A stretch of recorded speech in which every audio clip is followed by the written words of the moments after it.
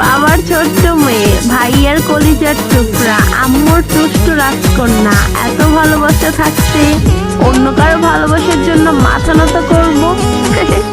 প্রশ্নই আসে না।